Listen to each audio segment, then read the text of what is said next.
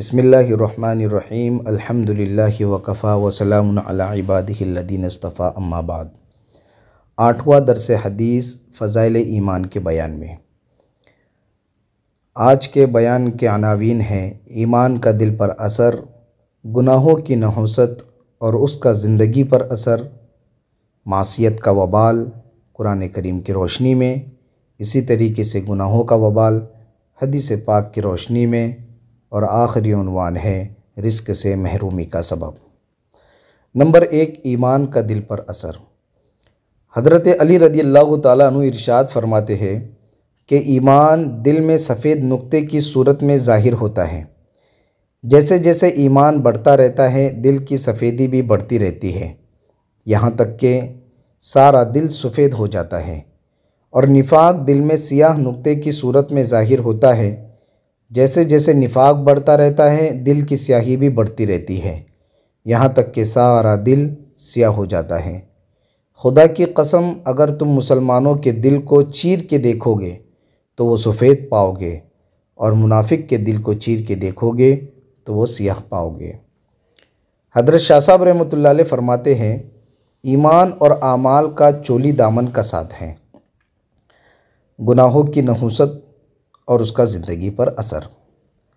فقیہ ابو اللیث رحمۃ اللہ علیہ فرماتے ہیں کہ گناہوں کی نحوست سے ایمان کے سلب ہونے کا اندیشہ رہتا ہے، اس لیے کثرت سے استغفار اور لا الہ الا اللہ کا ورد کرتے رہنا چاہیے۔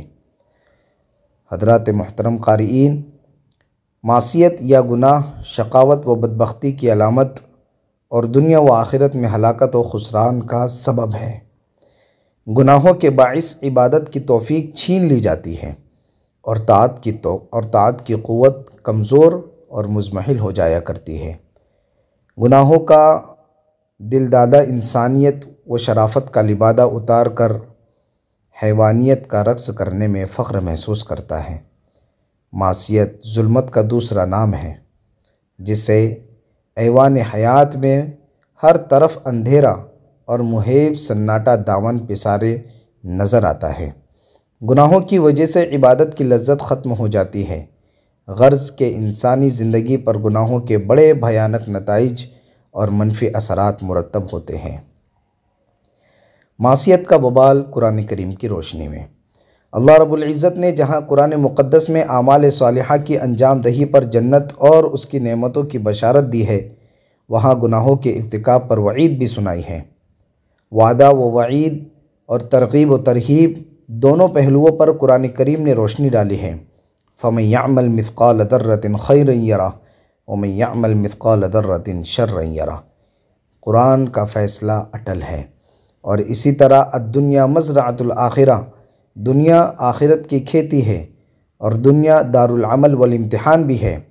اللہ رب العزت آخرت میں بندوں کو ان کے اعمال کے مطابق جزا و سزا دے گا، لیکن اچھے کاموں کا ثمرہ و نتیجہ اور گناہوں کی نحوست کا اثر دنیا ہی میں ظاہر فرما دیتا ہے، جیسا کہ مندرجہ ذیل آیت کریمہ اس پر شاہد ہے۔ من عمل صالحا من ذکر او انثی وہو مؤمن فلنحیینہ حیاتا طیبہ، یعنی جو کوئی نیک کام کرے، خواہ وہ مرد ہو یا عورت، بشرطے کہ صاحب ایمان ہو، تو ہم اسے پاکیزہ زندگی عطا کریں گے۔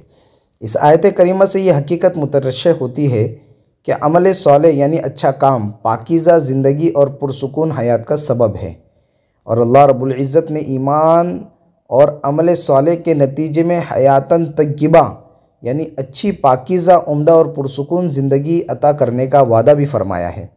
اس سے ایک عام پڑھا لکھا آدمی بھی یہ نتیجہ اخذ کر سکتا ہے کہ اگر صورت اس کے برعکس ہو، یعنی انسان ایمان کے بجائے کفر و الحاد یا اعمال سیئہ یعنی برے کاموں میں مبتلا ہو، تو اسے حیات طیبہ کے بجائے حیات سیئہ میں مبتلا کر دے گا، اور اسے پاکیزہ زندگی کی بجائے معصیت اور مشکل بھری زندگی کے جہنم میں جھونک دے گا۔ انسانی زندگی پر گناہوں کے منفی اثرات مرتب ہونے سے کئی ایک جگہ پر قرآن کریم نے ارشاد فرمایا ہے۔ اسی طریقے سے سورہ طٰہٰ کی یہ آیت بھی ہمیں بار بار متنبہ کرتی ہے، وَمَنْ أَعْرَضَ عَنْ ذِكْرِي فَإِنَّ لَهُ مَعِيشَةً ضَنْكًا۔ کہ جو شخص میرے ذکر یعنی نصیحت سے اعراض کرے گا تو اس کے لیے دنیا و آخرت میں تنگی کا جینا ہوگا۔ تفسیر ابن کثیر میں معیشتاً ضنکا کی تفسیر کچھ یوں بیان کی گئی ہے کہ ضنکن اس سے شقاوت یعنی بدبختی مراد ہے۔ ضنک دراصل میں تنگی اور شدت و مصیبت کو کہتے ہیں۔ اس کی تفسیر شقاوت سے کرنا اقرب الی الصواب ہے، کیونکہ شقاوت تنگی کو لازم ہے اور اس کا لازمی نتیجہ ہے۔ آیت کا مفہوم یہ ہے کہ جو شخص اللہ تعالیٰ کے احکام کی پیروی نہیں کرتا، دن رات اس کی نافرمانی کرتا ہے، تو اللہ تعالیٰ اس پر دنیا کی زندگی تنگ کر دیتا ہے اور اسے غربت و تنگ دستی میں مبتلا کر دیتا ہے۔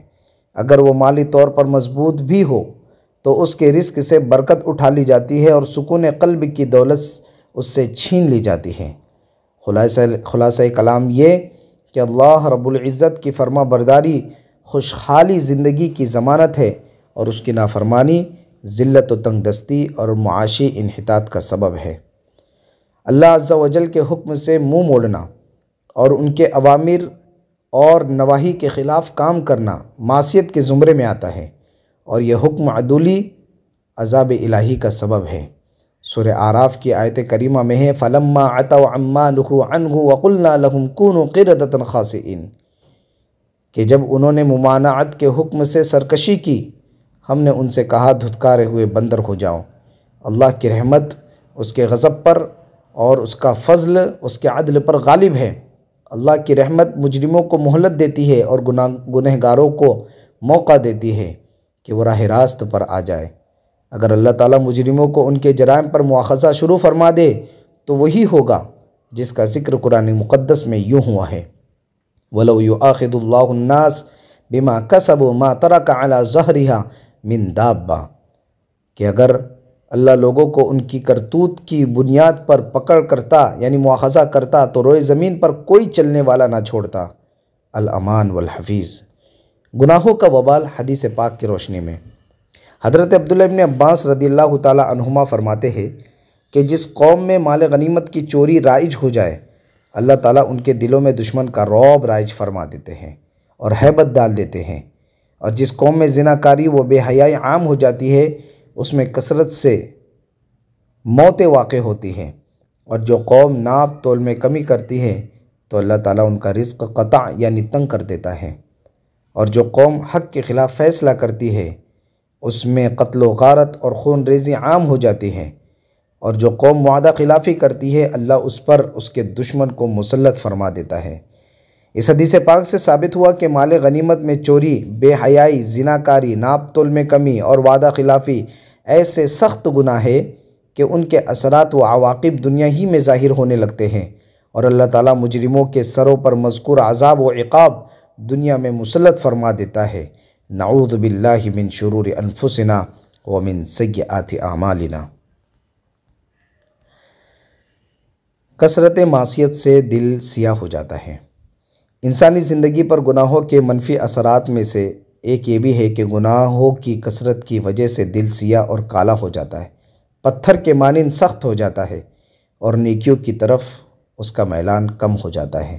معلم کائنات، سرور فخر موجودات حضرت محمد رسول اللہ صلی اللہ علیہ وسلم کا فرمان عالی شان ہے کہ مومن جب گناہ کرتا ہے تو دل پر ایک سیاہ نقطہ دھبا لگ جاتا ہے، پھر اگر وہ توبہ و استغفار کر کے گناہوں سے الگ ہو جائے تو اس کا دل صاف و صیقل کر دیا جاتا ہے، اور اگر وہ توبہ و استغفار نہ کرے اور گناہوں میں زیادتی کا مرتکب ہوتا رہے تو وہ سیاہ دھبا پھیلتا چلا جاتا ہے۔ اللہ تعالی ہم سب کی ان تمام تر منہیات سے حفاظت فرمائے اور کرنے کی کاموں کو اللہ تبارک و تعالی دل و یقین، ایمان و عمل سے کرنے کی توفیق عطا فرمائے۔